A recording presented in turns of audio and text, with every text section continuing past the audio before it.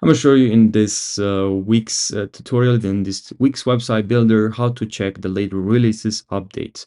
So what you're gonna have to do here is let's go to site and then here my dashboards, and then to check the latest releases updates, you have here on Explore, you have updates and releases. This is pretty cool if you are looking for a product or a feature. If you want to vote, collect votes, you can see here you can vote. If you want this feature, vote for this feature, you can click on here, but I'm going to remove this vote because I didn't read this actually request, so I can vote this, so you can search for all these product roadmap. You can look through all the roadmap here, all the features, which is pretty helpful. You can actually short this only the billing, only the business status, planned, or collecting votes.